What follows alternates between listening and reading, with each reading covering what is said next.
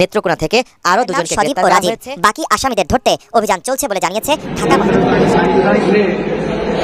নিউজটা এইভাবে আসতো, আমি এটা নিয়ে জানলাম যে এই যে আমি ছেলেটা মনে মারা করি গিয়েছে, এমনকি তারেক রহমানের একটা ফুল টাইম জব থাকা উচিত, উপার্জনের উপায় থাকা উচিত। অবশেষে গোপন রহস্য বের হলো যে মিটফোর্টের যে সোহাগ হত্যার, ব্যবসায়ী সোহাগ হত্যার যে রহস্য, আপনারা কন্টিনিউ করবেন, অনুরোধ করব, আজকের জন্য অনুরোধ করব, পুরো ভিডিওটি দেখবেন এবং খুব একটা লাইভ অনুষ্ঠানে খুব গুরুত্বপূর্ণ ব্যক্তিরা বর্গরা রয়েছে এবং আমাদের সাংবাদিক সেই কনক সরা স্যার, তিনি ভয়ঙ্কর কিছু তথ্য দিল এই সোহাগ হত্যার।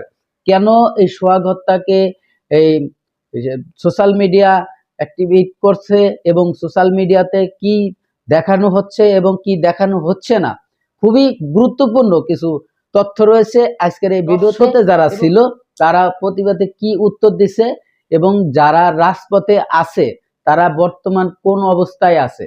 তো বেশি কথা বাড়াবো না, চলুন সেই গুরুত্বপূর্ণ ভিডিওগুলো একে একে দেখে আসি। ভিডিওতে যাওয়ার আগে ছোট্ট করে একটি রিকোয়েস্ট করব, আপনি যদি এই চ্যানেলে নতুন বন্ধু হয়ে থাকেন, ভালো লাগলে চ্যানেলটিকে সাবস্ক্রাইব করে রাখবেন আর এই ধরনের ভিডিও দেখার জন্য অবশ্যই বেল আইকনটি বাজিয়ে দিবেন, যাতে সবার আগে এই ভিডিওটি আপনার কাছে পৌঁছে যায়। কিছু করেছে তারা বাঁচাইতে পারবে না। চাঁদাবাজি হচ্ছে, সারা দেশে হচ্ছে, লক্ষ লক্ষ কয়েক লক্ষ মানুষ বাংলাদেশে এই মুহূর্তে চাঁদা দেয়। কিন্তু যে মানুষগুলো চাঁদা দেন, আমার এই ভিডিওটা যারা দেখবেন, আপনাদের কাছে একটা কোশ্চেন করি। আচ্ছা বলেন তো, বিএনপির একজন কর্মী, একজন নেতা আপনার দোকানে গেল, যাওয়ার পরে আপনাকে বলা হয় বেটা চাঁদা দে, এতদিন আওয়ামী লীগকে দিয়েছিস এখন আমাকে দে। চাঁদা দিচ্ছে না, আপনারা ধরে নিয়ে আসলো, দোকানের সামনে নিয়ে গেল, নিয়ে যেয়ে আপনাকে কিছুক্ষণ পেটালো, পিটায় তারপরে আপনারা অর্ধমৃত অবস্থায় রাস্তায় পড়ে আছেন, সেখানে আবার পাথর দিয়ে আপনার বুকের মধ্যে জোরে জোরে মারছে। আপনার মৃত্যু পর্যন্ত এইভাবে পাথর দিয়ে মারতে থাকলো।